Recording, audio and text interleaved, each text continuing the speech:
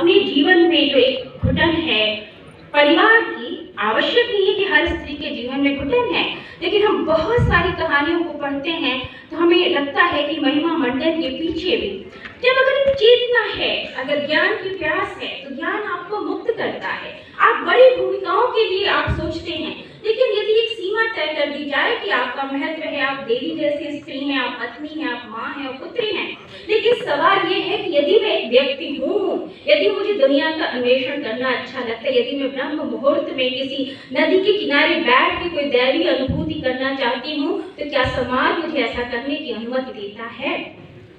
तो संभवतः सामाजिक तौर पे हमें इसका उत्तर नकारात्मक मिलता है। आप सब अपने देश को जानते हैं, हम समूह में तीर्थ यात्रा करते हैं। महिलाओं, जो मेरा भी गांव है, खासतौर से ननिहाल में मेरी नानी बहुत कम उम्र में वैधव्य को प्राप्त हो गई थी, लेकिन उनकी जैसी महिलाओं का एक समूह था जिन्होंने पूरी भारत की यात्रा की थी, पशुपतिनाथ नेपाल की भी यात्रा की थी, तो वो समूह में यात्राएं करती थी। तो उन यात्राओं का उनके लिए क्या अर्थ था कि एक तो वो एक संगत में जाती थी और कुछ जो दर्शन करके आती थी। तो जो कल प्रोफेसर मनोज दीक्षित ने एक बात कही, जो कल का भी मैंने बहुत ध्यान से सुना, क्योंकि एक अच्छा श्रोता होना, श्रवण करने से भी बहुत सारी बातें जो विचार हैं वो आते हैं कि पर्यटक कुछ लेके नहीं आता, पर्यटक कुछ लेने देने नहीं आता, वो एक घूमने जाता है। तो जाहिर सी बात है कि जब हम टूरिज्म, एक जब हम रिलीजियस टूरिज्म, एक टूरिस्ट हमारे लिए एक उपभोक्ता है, जो धार्मिक स्थल है, यदि हम उनको उपभोग की सामग्री बना रहे हैं, एक मार्केट की डिमांड है, भूमंडलीकरण के युग में यदि हमें राजस्व बढ़ाना है, हमें अपने विकास की गति बढ़ानी है, तो इसमें कुछ गलत नहीं है। अब निश्चित रूप से आप देखेंगे कि आप कैसे और कर अपनी संग्रहित कर सकते हैं, अपनी आय बढ़ा सकते हैं। लेकिन क्या वास्तव में आप पर्यटक के रूप में सिर्फ घूमते हैं या कुछ लेके नहीं आते हैं? मुझे लगता है कि ऐसा नहीं है। हम जब यात्रा करते हैं किसी भी तरीके की, तो हम दो यात्राएं समानांतर रूप में करते हैं। एक यात्रा जो हम भौतिक रूप से कर रहे हैं और एक यात्रा जो लगातार हमारे अंदर घटित होती है। और यात्राएं हमें समृद्ध करती हैं किसी न किसी रूप में। यदि हमारे वैचारिकी का विस्तार करती हैं, यदि हमारे हृदय के आयतन को बढ़ाती हैं, यदि हमारे दृष्टि की क्षितिज का विस्तार करती हैं, तो निश्चित रूप से ये यात्राएं हमें समृद्ध करती हैं। अब ये है कि आपको तीर्थ क्या है। जैसे जब भारत के वर्तमान प्रधानमंत्री पहली बार जब उन्होंने प्रधानमंत्री पद की शपथ ली और वो संसद में गए, तो उन्होंने संसद के दरवाजे पे मत्था टेका, उनके लिए वो तीर्थ था। यदि आप उस वैचारिकी से देखें तो संसदीय लोकतंत्र में किसी भी व्यक्ति के लिए संसद भवन, जहां विधायिका बनाते हैं, जहां लोगों की इच्छा का प्रतिनिधित्व होता है, निश्चित रूप से वो उसके लिए तीर्थ यात्रा के समान होता है। बहुतों के लिए जब आप जालियांवाला बाग जाएंगे तो आपको अपने राष्ट्रीय आंदोलन में एक शहादत का तीर्थ महसूस हो सकता है। ये सब कुछ जो विषय है और ये एक जो मनुष्य की चेतना है, इसका ये सौंदर्य है कि आप विषय को यदि शून्य में भी विस्थापित करें तो उसके इतने आयाम एक व्यक्ति निकाल सकता है और सोच सकता है। जैसे राहुल सांकृत्यायन ने जब लिखा अथा तो भुमक्कड़ जिज्ञासा, वो बहुत बड़े बुद्धिस्ट थे और उन्होंने सेंट्रल एशिया की यात्रा की। उन्होंने कजाकिस्तान जैसी जगहों में, यदि आप उनकी पुस्तकों को पढ़ें तो ऐसी ऐसी दुर्लभ जगहों में देवी की प्रतिमाएं मिली। तो कौन थे वो लोग जिन्होंने इसको स्थापित किया? कई बार अगर हम सोचें तो ऐसा एक ऐसा बिंदु है जहां धार्मिक कर्म कांड से अपने को अलग कर सकते हैं।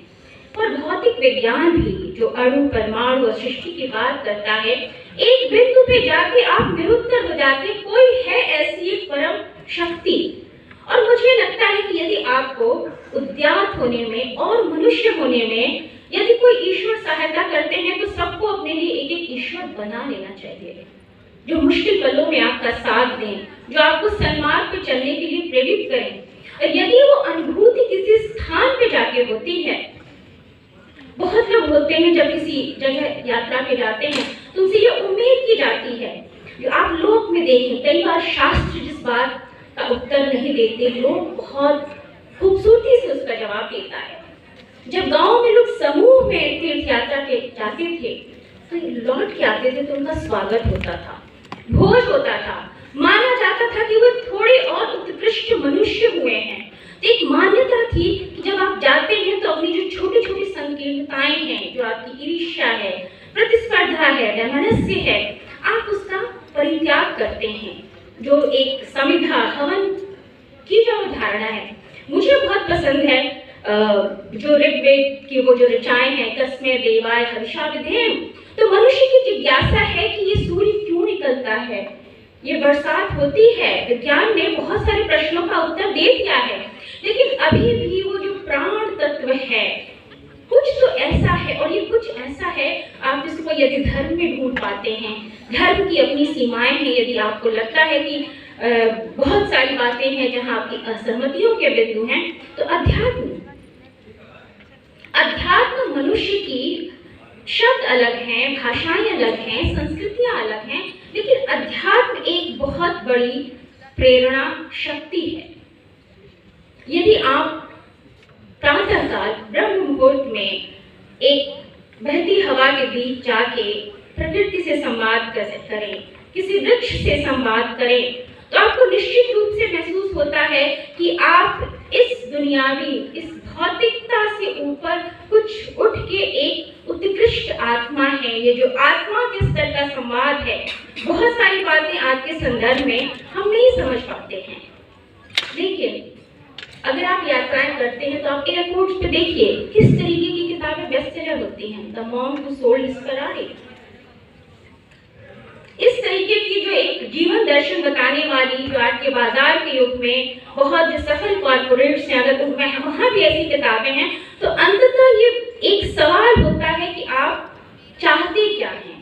तो ये जो पर्यटक होने वाला भाव है, यदि आप कहीं पर्यटन करते हैं तो आवश्यक नहीं कि आप सिर्फ घूमें, मौज मस्ती करें, ये एक हो सकता है, लेकिन जो वास्तव में जो इसका अर्थ है, जहां से इसकी उत्पत्ति होती है कि आनंद की प्राप्ति, and this Anand is very different from hedonism. जो आप खाओ पियो मौज उड़ाओ, वो एक आवश्यक चीज है जीवन के लिए, लेकिन उसके ऊपर कुछ और है जो आपको इस प्रकृति से जोड़ती है, इस ब्रह्मांड से जोड़ती है, और कहीं न कहीं से एक सवाल है कि मैं हूँ कौन, जो आपको रोकता है कि आप एक मनुष्य हैं, नश्वर हैं, क्षणभंगुर हैं।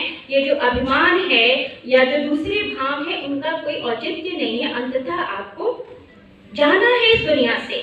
तो जब अगर आप हैं तो क्या कुछ करके जा रहे हैं। मेरे लिए तो जो पर्यटन है, और विशेषकर धार्मिक पर्यटन है, मैंने व्यक्तिगत रूप से यदि कहीं चुना, ये अलग बात है कि पारिवारिक दायित्व में कभी मैं अपनी माँ या अपनी सासू माँ के साथ चारों धाम तमाम चीजें की, पर अगर अकेले मैंने कुछ चुना, जाना कि मुझे जाना है, तो मैं लुम्बिनी गई, मैं कपिलवस्तु गई, मैं बोध गया गई, मैं सारनाथ गई, और यहाँ पे मैं रुकूंगी कि मुझे इन जगहों ने विशेषकर क्यों आकर्षित किया, वो मैं क्या वहां पा रही थी या क्या तलाश करने जा रही थी। बुद्ध क्यों आकर्षित करते हैं? तो बुद्ध को बहुत लोगों ने समझा है। आप कुछ कहना चाह रहे क्या समय के बारे में? अच्छा, बुद्ध को डॉक्टर अम्बेडकर ने बहुत बेहतर ढंग से समझा है, जिनके नाम पे हमारा विश्वविद्यालय है। उनकी जो पुस्तक है बुद्ध एंड धम्मा, तो आप यदि पढ़ें तो आपको बहुत ज्यादा ज्ञानात्मक रूप से आप समृद्ध होते हैं।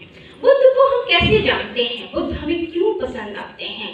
बुद्ध ने कहा करुणा, तो करुणा ऐसा नहीं था कि उनसे पहले किसी ने करुणा की बात नहीं की थी। शिव कर्पूर गौरम करुणावतारम, आपने तो शिव तो और पहले के हैं, करुणा तो वहां थी। फिर बुद्ध में क्या ऐसा नया था? बुद्ध आपको क्यों पसंद आते हैं? जबकि अगर आप बुद्ध को भी सोचें तो यशोधरा का भी एक अपना पाठ हो सकता है। जो मैथिली शरण गुप्त ने लिखा यशोधरा की तरफ से, सभी वे मुझसे कह के जाते। बुद्ध ने ज्ञान प्राप्त किया, ज्ञान प्राप्त करने से पहले वे राहुल थे, तो उन्होंने क्यों तय किया कि मुझे यशोधरा को बिना बताए उसको सोता छोड़ के चले जाना है? क्या जरूरी था कि यशोधरा उसे रोक ही लेती? यशोधरा को यदि ये कष्ट था, जिसको एक कवि स्वर दे रहा था कि मुझसे एक बार बता के जाते, मुझे विश्वास में लेके जाते, और इतने महत्तर उद्देश्यों के लिए जा रहे हैं, मानवता के कल्याण के लिए जा रहे हैं, तो क्या इस बात की संभावना नहीं हो सकती थी कि यशोधरा उनका साथ देती? त्याग सहा तो उन्होंने, हो सकता है तब वो सहमति से सहती। तो आज के संदर्भों में चाहे वो कोई भी देवत्व प्राप्त व्यक्ति हो, कोई मान्यता हो, कोई अवधारणा हो, हम उसको एक अपनी दृष्टि से, एक अपनी चेतना के साथ भी समझते हैं। बुद्ध बिना बताए गए, पर बुद्ध के अंदर संभवतः कोई अपराध बोध था। यदि ऐसा नहीं होता तो थेरी गाथाएं नहीं आती। आप में से बहुतों को पता होगा कि जो थेरी गाथाएं हैं वो 73 बौद्ध भिक्षुओं द्वारा लिखी गई कविताएं हैं। आप देखिए हजारों साल पहले वो बौद्ध भिक्षुणियां क्या लिख रही थी, और वो कौन थी जिन्होंने संघ में जाना स्वीकार किया था। बुद्ध अपने शिष्यों से कहते हैं कि यदि स्त्रियों का प्रवेश संघ में हुआ तो संघ का क्षरण हो सकता है, लेकिन बुद्ध ने अनुमति दी। और उन महिलाओं ने जो कविता लिखी, अगर आप उन्हें पढ़ें तो आप तत्कालीन भारत की सामाजिक सांस्कृतिक स्थिति और विशेषकर समाज में महिलाओं की जो स्थिति थी उससे आप अवगत हो सकते थे। लेकिन जो तीर्थ थे, जो विहार थे, जो मठ थे, यदि बौद्ध ने उसको अनुमति दी, बुद्ध ने उनको अनुमति दी, तो वो महिलाएं गई, तो महिलाओं ने कविता लिखी। उनमें कोई परित्यक्तता थी, कोई बांझ थी, आज के दौर में हम इन शब्दों का इस्तेमाल नहीं करते हैं, कोई विधवा थी, लेकिन उन महिलाओं ने लिखा कि जो घर में हमारा शोषण हो रहा है, घर में हम जिस तरीके की त्रासदियां हर दिन झेल रहे हैं, उससे हमारा जीवन यहाँ आके हमें बहुत राहत मिली है। तो ये देखा जाए तो एक बहुत बड़ा योगदान है। और आज के दौर में यदि कविताएं ना, जैसे मैं अगर एक चयन होता है, राइट ऑफ चॉइस, कि आप क्या चुनते हैं, तो जब मैं धार्मिक पर्यटन, यदि तुलसीदास ना हो तो क्या अयोध्या का अर्थ आप उन्हीं अर्थों में लेंगे? वाल्मीकि ना हो, किसने बताया हमें कि अयोध्या कैसी थी, राम कैसे थे? आज जिस हम मर्यादा पुरुषोत्तम की बात कर रहे हैं, जन जन तक पहुंचाया, एक महान कविता के माध्यम से हमने जाना। जो एक उपनिवेशवाद था, जो एक भौतिक उपनिवेशवाद था, वो तो था ही। हमारा जो सबसे बड़ा संकट था वो मानसिक उपनिवेशवाद का था। विशेषकर आज जब हम बुद्ध सर्किट की बात करते हैं, हम देखते हैं कि कुशीनगर, तमाम जगह हम, सरकार का प्रयास है कि हम एयरपोर्ट्स बनाएंगे, वहाँ पे जो विदेशी यात्री आते हैं। बुद्ध तो भारत के थे, बहुत अपने थे, लेकिन एक लंबे समय तक हम बुद्ध को भूले रहे। बुद्ध को किसने याद दिलाया? हरमन हेंस ने, एडमिन एंडॉर्न ने जो कविता किताब लिखी द लाइट ऑफ एशिया, तो बुद्ध फिर से भारत में आए।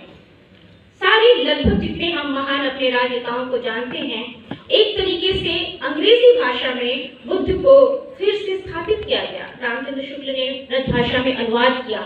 और जो बुद्ध चरित्र आप पढ़ेंगे तो आपको बतौर मनुष्य या बतौर स्त्री कई जगह बहुत शौक लगेगा, क्योंकि बुद्ध चरित्र गौतम बुद्ध के बहुत प्रिय शिष्य अश्वघोष ने लिखी थी। और उसमें बुद्ध जैसा व्यक्ति भी जब आम्रपाली मिलने जाते हैं, आप सबको ये किस्सा पता है, लेकिन चूंकि संस्कृत बहुत ही एक एक्सक्लूसिव भाषा रही, आम लोगों तक सुलभ नहीं थी, तो उसमें जो था वो बहुत लोगों तक पहुंचा नहीं। अश्वघोष ने बुद्ध चरित्र में लिखा है कि जब आम्रपाली मिलने गई तो बुद्ध ने अपने शिष्यों को आगाह किया कि एकदम सौंदर्य, अपरिमित सौंदर्य से भरी एक स्त्री चली आ रही है, तुम अपने संयम की प्रत्यंचा तान लो। यानी जो उसका एक सौंदर्य था, एक स्त्री का जो आकर्षण था, बुद्ध इससे अपने शिष्यों को आगाह कर रहे हैं। और अश्वघोष ने, अब भाई वो इतनी पुरानी बात है, हम और आप नहीं थे, लेकिन अश्वघोष ने बुद्ध के मुंह से भी ये बात कहलाई है कि स्त्री यदि बाल खोले हुए है, विचरण कर रही है, तुम्हें नहीं देख रही है, तो भी वो घातक है, ऐसी स्त्रियों से दूर रहो। इसके बकायदे पेपर्स आए हैं, आप उन पेपर्स को पढ़ सकते हैं। यानी कि जब हम किसी पुरानी बात को उसके संदर्भ से काट के यदि हम बहुत सतही तरीके से वाद करते हैं तो हम अर्थों को भूल जाते हैं। मुख्य मुद्दा तो संवाद का होता है, और ये जो संवाद होता है वो धर्म, संस्कृति, सभ्यताओं के मध्य जो पारस्परिक महान संवाद होते हैं वो हमारे लिए महत्वपूर्ण होते हैं। यदि उत्तर प्रदेश में आप देवगढ़ जाएं, ललितपुर में अभी वहाँ यातायात की सुविधा उपलब्ध नहीं थी, अभी हुई है जब बुंदेलखंड पे बहुत ज्यादा ध्यान दिया गया है। तो आपको एहसास होता है कि जो दशावतार की कथा है उसको किस चित्रकार ने स्थापत्य में पत्थरों में इस ढंग से ढाला है। तो आप जाके वहाँ अपनी संस्कृति की उस महान कला को, जो आप स्वर्ण युग कहते थे गुप्त काल का, आप उससे रूबरू होते हैं, आप उस बात को अनुभव करते हैं। कैलाश मानसरोवर की यात्रा जिन लोगों ने की है, मेरी हार्दिक इच्छा है कि कभी मैं वहां जाऊं। किस भाव से जाऊंगी अभी मेरे अंदर द्वंद्व चलता है, पर मेरी हार्दिक इच्छा है कि मुझे एक बार कैलाश मानसरोवर जाना है। ऐसा क्या है कि दुनिया के सारे पर्वतारोही उस पर्वत को कभी विजय ही नहीं कर पाए, वो पर्वतारोहण के लिए बना ही नहीं है। लेकिन जिन लोगों ने इसमें पुस्तक लिखी वो मानते हैं कि वहाँ कुछ एक ऐसा अलौकिक अनुभव होता है, एक वही अलौकिक अनुभव होता है जिसको कि हम अपने संदर्भों में देखें तो आज जो हमारे सामने सबसे बड़ी समस्या है, जो मनुष्य कहता है कि आई कॉन्कर, जो नेचर के साथ जो रिश्ता है विजय प्राप्त करने का, वही हमारी सबसे बड़ी समस्या है। जो हमने कहा कि हमने जीत लिया और मनुष्य ने अपनी मेधा से बहुत कुछ जीता, लेकिन आज जिस हम प्रदूषण की बात कर रहे हैं, चाहे वो जल प्रदूषण हो, वायु प्रदूषण हो, ये जो हमारा अभिमान है, आइकॉन, जबकि नेचर को माना जाता है कि जो इको फेमिनिज्म है, जो स्त्रीवाद है, वो प्रकृति के बहुत करीब है।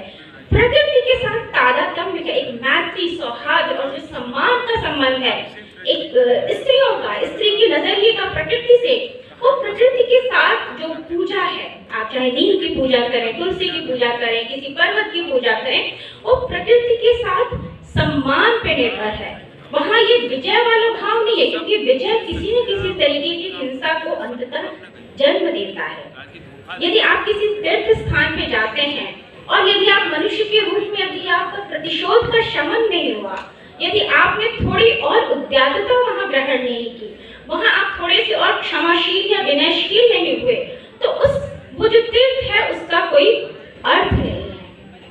तो जब मैं अपने संदर्भों में धार्मिक पर्यटन की बात करती हूँ, तो मुझे लगता है कि आज यहाँ पे मंच पे उपस्थित होने वाले थे अयोध्या के जो नगर आयुक्त है विशाल सिंह, तो मुझे लगता है कि वो बातें जो पूरे टूरिज्म के डिस्कोर्स में जो जेंडर अनुपस्थित था, आज के संदर्भों में यदि हम बहुत व्यवहारिक रूप से प्रैक्टिकल होकर सोचें तो उनका हमें संज्ञान लेना होगा।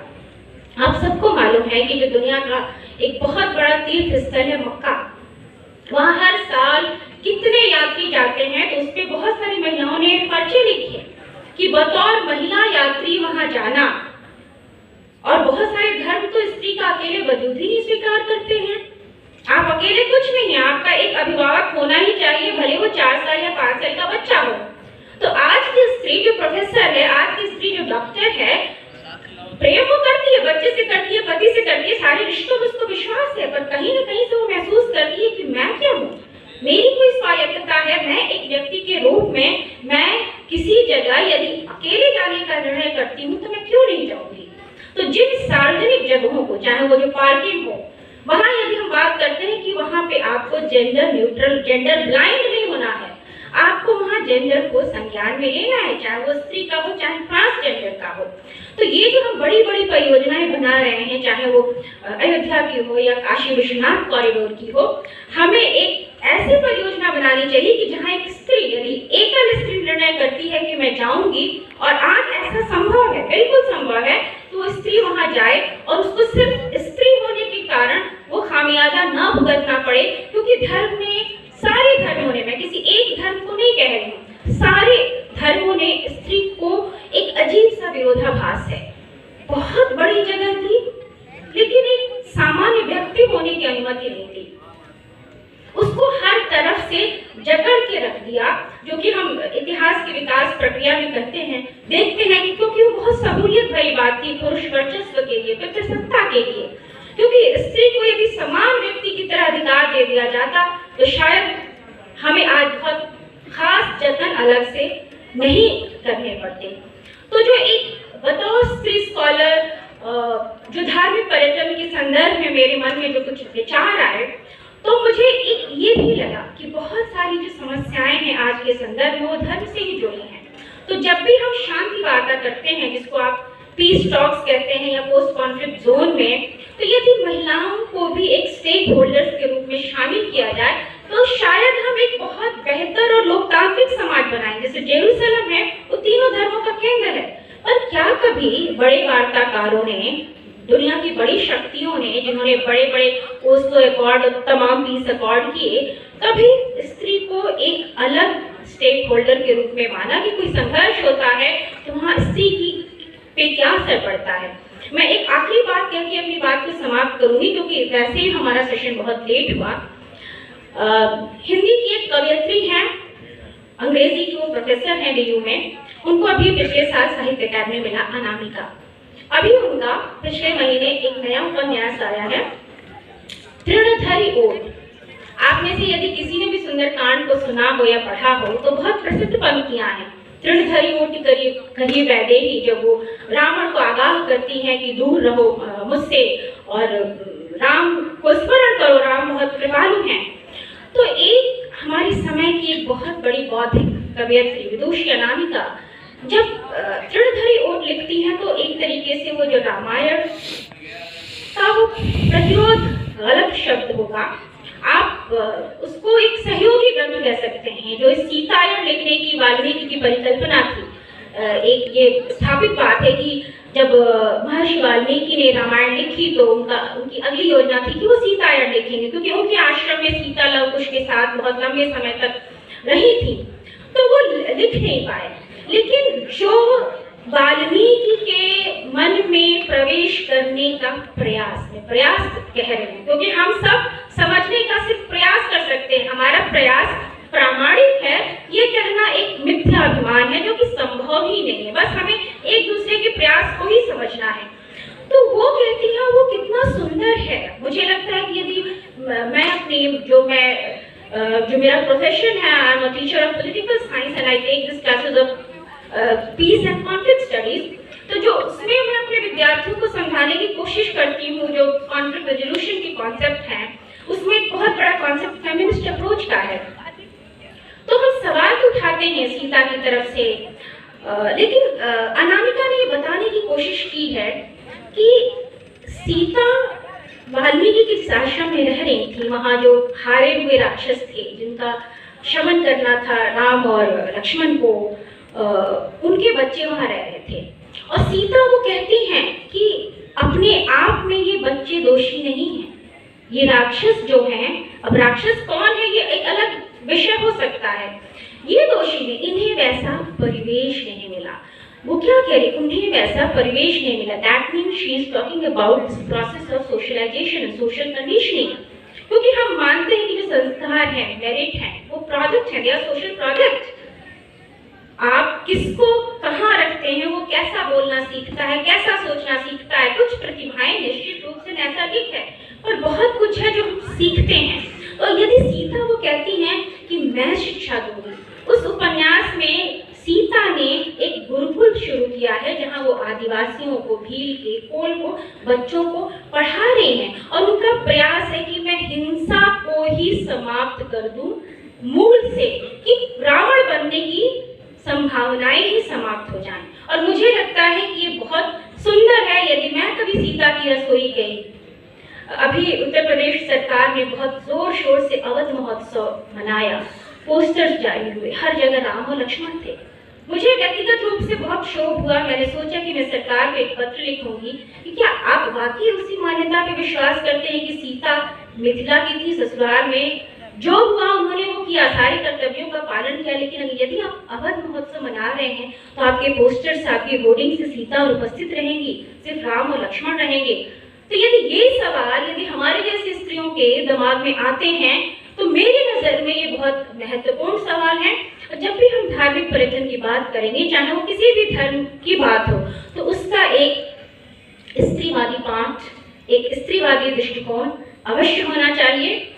ओम द्य शांति, जो मुझे पसंद है कि यदि आप कुछ बेहतर करना चाहते हैं तो जो ऋग्वेद में है कि अंतरिक्ष शांति, पृथ्वी शांति, तो जो एक शांति है, absence of war is not peace. वस्तुतः शांति वो है जब वास्तव में समाज में सबके विकास के लिए समुचित परिस्थितियां रहें और एक सौहार्दपूर्ण एक दूसरे की गरिमा का जो सम्मान है, यदि हम वास्तव में कुछ तीर्थ से सीखना चाहते हैं तो वो यही है, विद्या ददाति विनयम। आपने मुझे इतने धैर्य से सुना, बहुत बहुत धन्यवाद, आभार आप सबका।